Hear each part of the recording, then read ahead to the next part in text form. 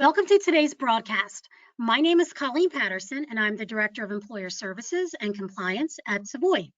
Yesterday, we hosted a webinar on COVID-19, and during the webinar, I made a statement in the beginning that several attendees have commented on. So first, thank you very much for your positive comments. I do appreciate it.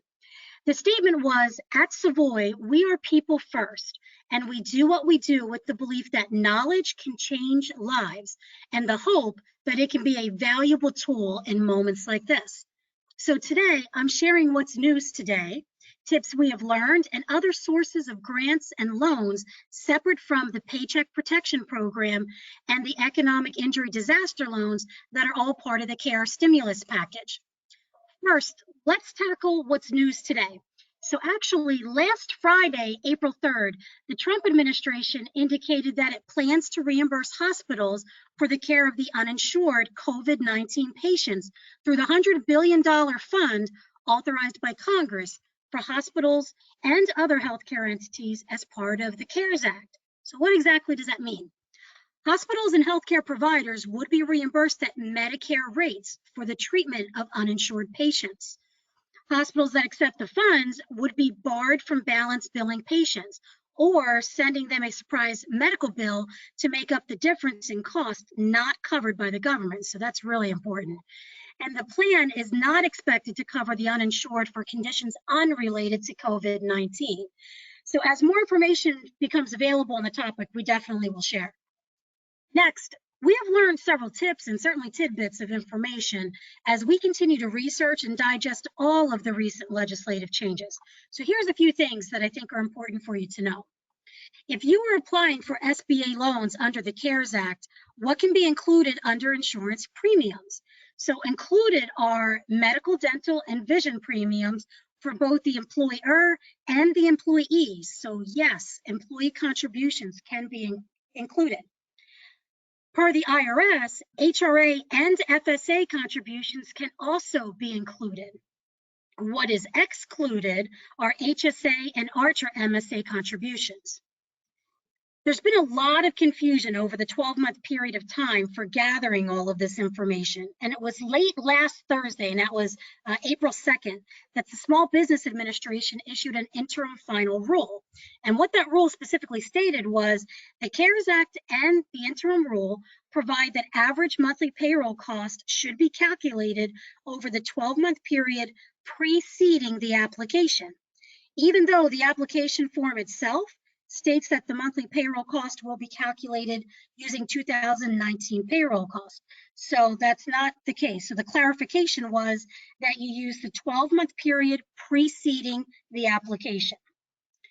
We've also been seeing more instances where other types of insurers who provide customers with policies such as general liability, professional liability, and commercial auto policies are offering premium discounts and stating that they will not look to collect the discounts at a later date.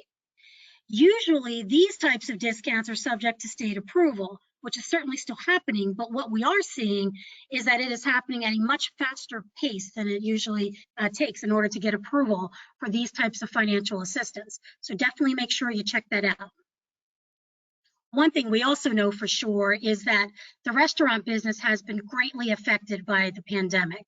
Many restaurants are offering delivery. However, what's happening now is they find themselves using their personal autos in order to do so. Specifically, there's two companies out there right now. So Farmers Insurance and Allstate are two insurers who are currently adding additional coverage to policies in order to allow these individuals to do this. But what's really interesting is they're doing this without charging for this temporary coverage. So definitely share that with your clients that are in that industry too. Something else that I thought was very interesting as we continue to hear in the news where they're seeking medical volunteers. So there's a company, and it's a medical malpractice insurer called the Doctors Company. They are providing free medical professional liability coverage to retired physicians who formerly were insured by the company and who volunteered during the crisis. So lastly, more assistance is being announced for small and mid-sized businesses. The stimulus programs under the CARES Act, as we know, they are on a first come, first served basis. So be sure to apply quickly. However, what you also want to do is make sure that you check out programs that may be available through your state. So here's a few that I thought would be of interest to note.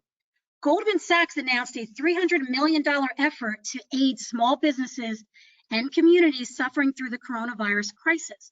They are currently assisting in the underwriting of New York City small business continuity loan programs. So if you have a client that's in the New York City area, you definitely want to check this out.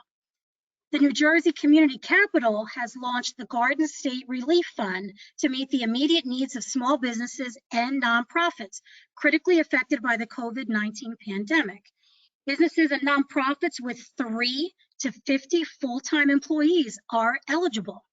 So the NJCC, what they're saying is that they are going to aim to process these Garden State Relief Fund applications within 10 to 14 business days. So definitely check that out too. Under that program, there's a special opportunity for businesses located in the Thrive South Jersey footprint, which are specifically Gloucester, Cumberland, Salem, and Western Atlantic counties. So if you have clients in those areas or you yourselves have agencies in those areas, you want to check that out too. Another area to take a look at is the New Jersey Economic Development Authority has both grant and loan programs available for small businesses who have been impacted by COVID-19. So there's a lot of additional help that's becoming available out there too. What we will do is start compiling a list of these resources and we will add it to our website. As always, should you have any questions, please reach out to your dedicated Savoy team and continue to use the resources available in the COVID-19 section of our website at savoyassociates.com. From all of us at Savoy, stay healthy and safe. Thank you for joining us today.